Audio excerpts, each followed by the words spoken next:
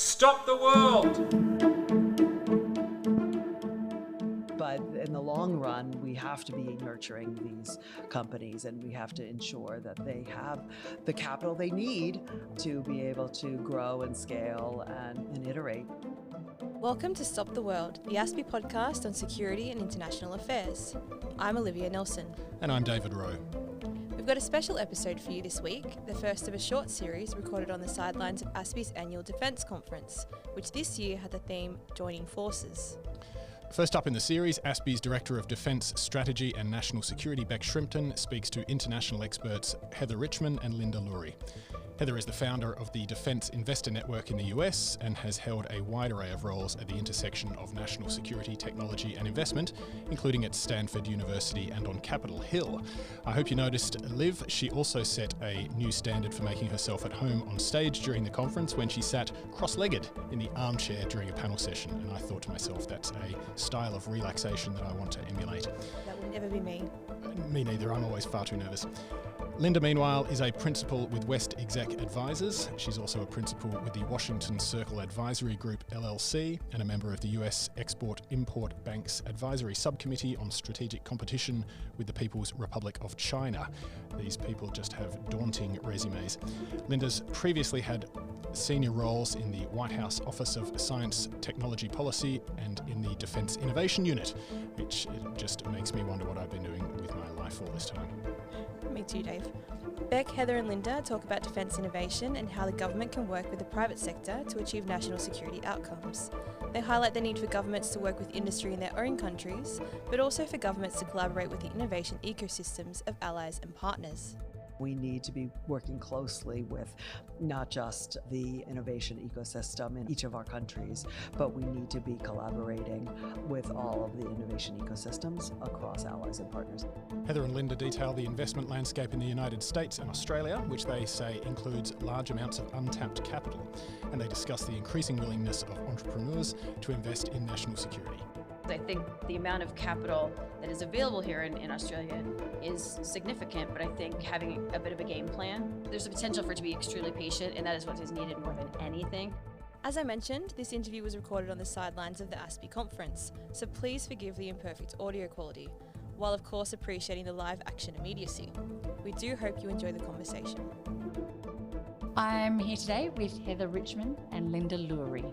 We have two fabulous ladies here to talk money. We're going to talk money, we're going to talk defence capability, we're going to talk investment, we're going to talk how does the private sector actually help the government get what it needs. Heather, you've just been with us on a panel at our ASPI conference, and thank you for that. So have you, Linda, both talking to various aspects of industry and investment and innovation. I might get you to revisit, perhaps, for those who weren't able to join the conference, a little bit of what you said there. But one of the things that stuck with me, Heather, from your comments was that there's plenty of money. It's just how do you mobilise and put that to the right ends. And Linda, something that you said as well is that are we going after the right things? Are we, what can we spend our money on to get better bang for our buck? What sort of sums that small, uncrewed, mini and smart, attritable, those kinds of capabilities? Are we throwing enough of this cash that is out there at these kinds of capabilities? So I'm going to go to you first, Heather. Bec, thank you so much for having me back. And Linda, awesome to be here with you as always. And you know what, we'll throw in some extra nuggets. So even if you were at the panel, there'll be some new juice here. We did talk about kind of the existence of private capital and a lot of investors that are becoming more and more comfortable investing in national security. So I'll say there's been a very large tipping point. I'll start with first the United States over the last 5 years, I'd say. We've been having conversations around, not taking adversarial capital, making sure their capital's clean. We've been watching mission critical capabilities, mission critical companies either be sold to China or other countries. We'll stick with China for right now. Or, IP being sold, people stealing secrets, that sort of thing. So it was actually with some work I was doing with Linda here around CFIUS, and we kind of looked at each other and said, how about we turn off this fire hose and go left of CFIUS? Because when you do put a startup under CFIUS review, and you basically tie their hands for months at a time. And it's frustrating to investors. It's frustrating to entrepreneurs. It's not helping our country move any faster. But it's a very necessary process. Yes. A point where CFIUS, I think, is being extremely effective right now is in real estate, which I won't get into a whole lot. But we've had over the years, again, some certain adversaries buy land right around nuclear facilities. Yes. So I think that's been a great use of that, very different than putting a startup kind of in that situation for 9 months. We're finding more and more, I think, since just the talk of China has risen, we've watched COVID hit, we've watched Ukraine, and then now we're watching Gaza, and we've got so many private investors, also high net worth individuals, family offices in the United States and frankly in allied countries that are coming out of the woodwork saying, we need to get involved in this. We want to put patriotic, patient capital, we call it quiet capital, quiet patriotism, to work, but they want to know where to put it. Yes. And so I think, having the relationships that Linda and I have built over the last 20, 25 years, with folks saying, these are places where capital right now could be helpful, whether it's removing adversarial capital from mission critical companies or whether it's investing in up and coming companies or frankly helping them scale and grow. Well, thanks, Heather, and thanks, ASPI, and thanks, Bec, for inviting us back on this. I wanted to draw a little bit of what Heather was saying, and that is there are all these great companies out there, and they're coming up with amazing tech. And this is technologies that government officials can't even imagine. Yep. Government officials aren't experts in these areas of technology. I mean, of course, we do have in government, there are scientists and technologists, but by and large, the decision makers of where to put money to buy what is not necessarily with the technologists. But what the government needs to do is open the conversation with innovators and with the investor community. There needs to be much more of a collaboration, of a conversation at both cleared levels and unclassified levels as to what technologies are out there and how technologies built for dual use purposes can be used to help the warfighter. When I was general counsel of the Defense Innovation Unit in Silicon Valley, DIU, we regularly worked with startups, non-traditional companies that never would have thought to sell to the Defense Department. Back in the day, nobody wanted to sell to the Defense Department. In fact, there's sometimes protests in selling to the Defense Department. And now we've really seen a sea change. Now there's much more, just to draw what Heather just said, patriotism, an interest in participating in a whole of nation approach, and I would argue a whole of allies and partners approach that we need to be working closely with not just the innovation ecosystem in each of our countries, but we need to be collaborating with all of the innovation ecosystems across allies and partners. This is really, as I said earlier, a democracy versus autocracy situation. We find that the other side are all working together. You have this new axis of evil, and we need to be much more lashed up like we are in AUKUS, like we are in the Quad, and on the other side of the world, NATO. And to me, that's the way we're going to win. Yeah. You describe what's happened in the States as quite a shift. And I have to say, I was posted there, it's nearly 10 years ago now that I actually came out. And the CFIUS reforms were happening then. And we were really starting to understand some of the implications of the buying of property around military installations and what was happening. I remember a lot of these conversations. We too have looked at investment and our Foreign Investment Review Board, and we've made some sort of similar changes. What I don't think we've done here as well, and it talks to the need, Linda, that you've talked about, and you, Heather, that we actually do need to optimise the partnership and alliance network that we have. Where our geography, Australia, works uniquely against us is that we often are a bit slow to pick up on these major initiatives, trends and shifts, particularly when it comes to things like capital, like mobilising capital. So when you come to Australia, and I don't know how much, Linda, you've necessarily engaged with the Australian investor community, but Heather, it's a reasonably recent phenomenon that you've got VCs saying, I want to invest in tech. You've still got maybe 2/3 of them saying, but I don't want it to be the stuff that goes bang. Right. I don't want it to be the stuff. I don't want to be involved in a kill chain. I don't want to get my hands dirty. So what happened? How do you get past that? Because I feel like that is a genuine speed bump that we're a little stuck on. Size does matter, just the number of families that are willing to go in right now. You've got some institutional capital providers that were willing to take a lead. And a lot of those folks, again, I talked about trusted relationships on the panel. They came from the inside. Linda and I were both inside of government and then came outside and learned how to invest but they still are mission focused and mission aligned. And so, they went back to their firms, and as they were raising funds, and this became part of their investment thesis. That's, again, even in the US, is only 5, 6, 7, 8 years old. I mean, it's been kind of trickling. 5 years ago was about a tipping point, but before then, it took us a long time too. And looking at just kind of the order of magnitude different in the capital available and in the people having the conversation. I've been incredibly impressed, when we started looking at the Australia Den with Martin Dursma over at Main Sequence, and I've had a number of conversations about this. The InQtel team, Nat and Olivia, have been incredibly supportive. We've got, our Steve Baxter and Jake Bostock, we've got Christian Nix and Guy Newton and Dan Bennett from Salus. I've seen a lot, and I've seen the interest level in we started it about 2 years ago, skyrocket. I'm really, really encouraged by the fact that, our militaries are speaking in this way and building trusted relationships so that then we can really, and I talk about, I jokingly call it the MAM, but look at our aggregate market across our 3 military industries, because, investors need to know if there's a market for a product. And if the market for the product includes the U.S. defense market, that's a game changer for investors, I think. And so I'm very encouraged actually by the size of the Australia Defense Investor Network. I'm encouraged by the level of participation. I'm very encouraged with recent conversations that the number of times that people from Australia have mentioned, oh, we have these pension funds. I'm like, you don't say.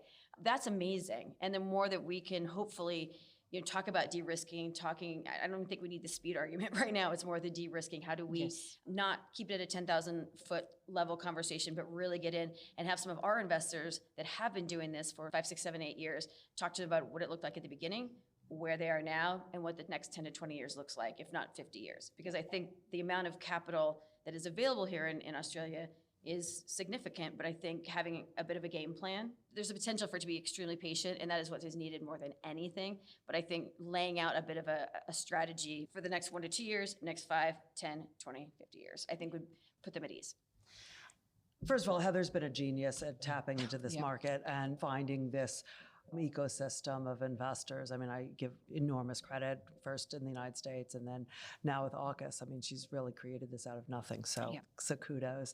I think the IIP is going to go a long way. I hope it goes a long way in nurturing that community, because by setting forth, look, even most patriotic investors, we have a lot of investors in the United States who've served in uniform, who served in the Foreign Service, who come out of field of mission and are now in the investment community. Even they need to make a profit, right? They owe a duty to their LPs, and they're not doing this just, because they put up their hand and swore an oath. And so documents like the IIP or the critical technology list at the Department of Defense or in the Office of Science and Technology Policy, where I also served. These are critical signaling devices so that investors know that, hey, if I invest in this technology area, this is going to be something that the government's going to want. The challenge, of course, is that so many of these technologies, these emerging technologies, are too young to be procured by governments, by militaries, but we don't want them to go to adversaries. And so what I saw when I was out in Silicon Valley, when I was general counsel of the Defense Innovation Unit, was, these term sheets coming from adversarial countries just flowed. And tell a founder, please don't take that term sheet. I can, let me introduce you around for U.S. or allied investors. That's a lot harder than taking an adversarial term sheet. But in the long run, we have to be nurturing these companies, and we have to ensure that they have the capital they need to be able to grow and scale and iterate, because these are the companies we're going to need for the fight and for deterrence. But I will say, so Linda was over at DIU, and they basically identified or signaled that there were 5 drone companies that they thought were ahead of the pack. And so that was an amazing signal. They weren't even putting money into them necessarily, but a signal to investors. Through AFWorks, through the Air Force, there was a program called Orbital Prime. And so they were looking at different sorts of eVTOLs that they said, we are looking at these, we think these are furthest along, these have capabilities that we need, please fund these. And so we've been able to do some of that, but 10 years ago, no one would have said any of those things out loud. They weren't allowed to, or they just, for some reason, we've seen more and more willingness to signal. Back to your original question, I'll be quick. You said, how am I communicating with these different families or with these different entities? And it was talked about on a couple of different panels. There's kind of 3 levels I've learned. There's defense. There's people who are very comfortable in using the word defense. They know there might be, we might be looking at persistent ISR. We might be looking at hypersonics. Then there's national security. That pulls it back a step. a little bit easier to kind of swallow for some people. And then we'll take it back another step finally, and we're at national resiliency. Right. So energy very much fits into some of these things. And so I've just learned that, there's a joke, if you know one high net worth individual, you know one high net worth individual, because they all have very different investment theses, and it changes with the wind. But the idea that once you get to know these people in a trusted relationship kind of way, they can say, these are the sorts of things I'm comfortable with. This is where I'm not comfortable. And that goes with funds as well. But I think it's just really understanding the entire landscape of investment so that you can then match make. So you've hit on a key word there, I think, which is understanding the landscape. And I think you mentioned it earlier. It's a form of intelligence, knowledge of who's out there, what's out there. And then it's both sides. It's in the startup world, the entrepreneurs, those innovators. It's the people with the money, or it's where the money are. But it does take a special kind of person who can create those connections. So Heather, I too want to acknowledge that I think you've done an extraordinary job, and there are a few people who could have done it. But we do need to create this ability to pollinate between these communities. I think that's probably a missing ingredient here. We've definitely got people with energy and drive. We've got great, you mentioned a list of VC companies or firms who are looking to invest. But we are having this problem where they're not finding a place to land that money. They don't quite know where the good investments are. The IIP is a good start, Linda, but I think what industry would say to you is it's still too high level. It's still big buckets. So AI, what Just AI, right? Right. Autonomy, what autonomy? So I think we're still leaving both entrepreneurs and investors to guess a little and to connect those dots by themselves. Have you ever thought about perhaps doing a tour with some of your investors? Because I think that idea you had earlier, maybe we need to learn. What does this look like? How do we get these investors and these holders of capital in Australia to get more comfortable, to understand what high net individuals and firms and investors have done in the States, how they've got comfortable enough? Is there a way that we do this so we can actually learn from one another? Because I really think we need to do some leapfrogging and some leapfrog learning here. The answer is yes. And I've started talking to families probably about 7 or 8 years ago. A friend invited me, who was an investment lead for a family, to a dinner, and he said, "You do really cool stuff. Can you just come tell us what you do?" A lot of them had been investing in energy. They wanted something else, something more, something new. So I went, had dinner with them, and I mean, the response to it was incredible. And I think a lot of it, Linda and I can tell very authentic stories. Linda's are better than mine as far as, being in the trenches and figuring out, what our warfighters need. I then went down and was invited to speak at a contact summit, which is, 80 families that were down there. And then it turned into a whole big melee, but 80 families. And on the Monday evening reception, they said, well, tomorrow you can go and sit in a room with Heather for 3.5 hours and learn about national security investing, or you can go to Topgolf and drink. And 42 of the 80 families stayed with me. And I was wearing these lucky shoes, and I sat there but more I was asking them, is this something that matters to you? Is this something you'd be willing to? And so I've learned with families, starting with asking, like, is this something, does it scare you? Is it interesting to you? What kind of in the world right now is going on that makes you think about this? It might make you more open to it. So I think it's less of a sales pitch on day one. Yes. But then, there's been so much that's gone on in the world in the last 7 years, right? And so more and more they've kind of come to me. What we have now, though, is proof that, that it works. Yeah. We've got, deal flow. We've got success stories. So I think we could ramp it up a little bit. Don't want to shove it in everyone's face, but we've got, 7 to 10. I mean, we have, Founders Fund is an amazing fund. Trey Stevens over there, and he's been doing this kind of investing for over 10 years. And so we've got some amazing success stories. We've got some amazing failure stories too. Yeah. But I think being transparent about that as well, but showing that, these families, these firms, these funds that are going down this path are not losing their shorts. Like they're staying at the poker table and they're winning. And so I think, and there are also some different structures we can use, some permanent capital structures that families might be more comfortable with. Yeah. There's a lot of creative ways that we can do it. And like I said, we now have some case studies. We now have some success stories. I just wanted to put a little foot stop. The reason why Heather's talking about families and high net worth individuals is because they're less complicated. They don't have LPs. You don't have to dig in to find out whether they have adversarial LPs. Yeah. This is a problem we see in CFIUS. And I just wanted to clarify, CFIUS is the Committee on Foreign Investment in the United States. Yeah. It's a committee of 9 different U.S. government agencies that meet and consider acquisitions or investments in U.S. businesses to determine whether they cause a risk to national security. So just to put that out there, I don't know if everyone will know what that is. Thank you for that. But I sat for many years, both from the Defense Department and from the White House on the CFIUS committee. And we do, regularly the committee sees an investment from a run-of-the-mill country. Pick your good country, pick your friend. And then you pull the thread a little bit and you find that the ultimate beneficial owner, or you find an LP, a limited partner, comes from an adversarial country. And you realize, I'm not comfortable with that technology going to that acquirer. And so I think focusing on the family offices is just easier. You've got somebody at the family who can make a decision and doesn't answer to LPs. Also, the timeline is different. I'll just say my last They can make it faster. They can invest more quickly, but they don't need a return in 7 years. They can actually. I just got connected to a family in the UK who said we really want to find a couple of amazing founders and work with them for 10 to 20 years. That's a dream, like for us to go in and do some deep tech work and have some patient capital, and potentially a family that would do. Put them in more of a permanent capital so they don't have to go public, and put an S1 out there, which puts all their stuff out in the public. Yeah. S1 is obviously an American. SEC might not translate here.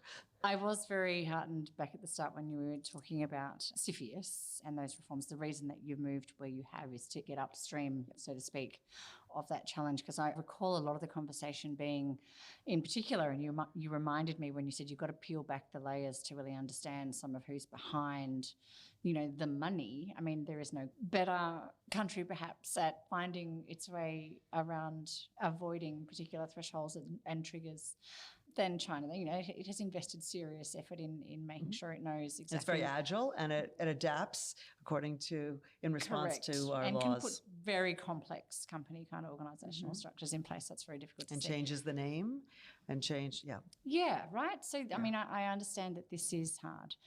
We've dropped a couple of terms in here: adversarial capital, trusted capital, patient capital. Just, I think, perhaps to finish up, given that these are not terms in regular use here in Australia, certainly in and around our industry, can you describe them, why they're so important, and once again, what the opportunity is, as a final thought from you both, from learning from, cooperating with and working with the United States and other allies and partners who are really cracking this nut? So in statute, there are a number of places that these terms appear, and they usually, not to quote them per se, but refer to non-democratic, non-market economies. So it's usually about 6 countries: China, North Korea, Iran, Russia, Venezuela. Those are the big 4. And then there's 37 countries of special concern with air quotes, but there's kind of the big 4. And then it's usually 6. And Cuba, I think, are the 6 adversarial capital. And trusted refers to other investors who we know are not coming from those countries. So it's actually a term, and we're now seeing it more and more in statute. And now even there's an obligation on SBIRs, and if you know, small business investment, and various government tools that the government now has a requirement to look into companies to make sure that they don't have adversarial. And that's really new. When I was out in Silicon Valley and you would ask people, how do you know if there's an adversary? And somebody told me, well, I know it in my gut. And then the FBI would show up and everyone would freak out. So that was always well played. To finish out the list, patient capital, right? It's this kind of this new concept of there are some funds that are looking at being more patient. So we're seeing funds, some not far from the majority, I'd say 5%, but that are willing to look at a 15 to 20 year fund. That's a totally different structure. I think what they're doing is tapping into some of the same LPs, some of these families that are willing to put, we'll call it generational wealth, to work. So there's been a bit of a tipping point in the family office community. I'm 50 years old, and so now a lot of the people making the decisions are about my age. That's just happened in the last 2 years. Before, it was people who were 75 and 80 making these decisions. Many of those people had made the money. Now you've got people who didn't make the money. They're not necessarily concerned with making more. They just want to kind of keep what they have but they're willing to make very long-term generational investments. So they're willing to put money into a company, and if they don't make anything back for 10 to 20 years, that's okay. And that is the biggest gift. It's not the same people looking to invest in dog walking apps. Not at all. Which are, as I said, they have line out the door to invest in a dog walking So app. we call it patient, we call it patient capital, but we call it patriotic capital. They like that better. Sounds less boring. But patriotic capital or quiet patriotism, because we can move very quickly and very quietly with some of these families. And, back to my joke about who's better at being stealth, a lot of these family offices really don't want to be known, and they don't want notoriety, and we get to keep it nice and quiet, which is a gift. Like when you're talking about national security, it's amazing. Yeah, absolutely. Part of the arsenal, part of the toolkit. Absolutely. Thank you so much for talking through that. Again, I do feel like we've just scratched the surface. So, ladies, we're making a bit of a pattern of having you out here. I think I owe you a visit. So let's get together again and do part 2s, 3s and 4s of this, because it's a conversation that we really need to have a lot more in this country and get a lot more people involved and understanding and comfortable and just, we are here to help. Having it. Thank you so much for your time. Thank you. That's all we have for you this week on Stop the World. If you have any feedback on the podcast, we'd love to hear from you at podcast@aspi.org.au. And be sure to follow us wherever you get your podcasts. Thanks for listening.